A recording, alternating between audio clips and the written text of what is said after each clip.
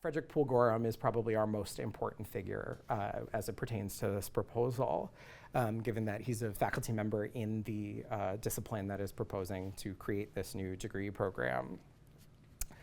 And Frederick Poole Gorham has a pre-doctoral fellowship in the Division of Biology and Medicine named after him for pathology and laboratory medicine students, but otherwise he's not very visible at Brown, and he's been one of the figures that I think I've been most excited to be able to kind of uplift through this work. So Frederick Poole Gorham is a Providence native. He's born April 29th, 1871. His father is a tobacconist. He sells tobacco at a store downtown.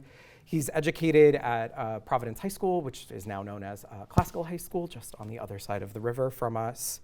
And he enters Brown as an undergraduate in 1889. Now, putting my epidemiologist hat back on, he also enters Brown during a pandemic. 1889 to 1890 was one of the last great pandemics of the 19th century.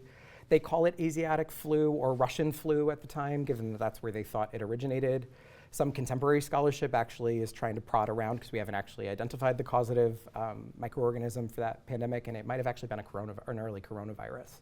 But nonetheless, as shown in the Providence Journal article here to your right, it's no doubt that the flu probably shaped some of Gorham's early experiences here at Brown.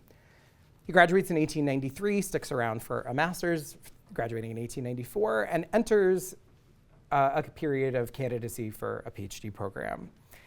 And he spends the rest of his professional life here on College Hill, eventually becoming an instructor biology all the way to being named the university's first professor in bacteriology. He's really credited with bringing bacteriology and modern sort of public health to the university.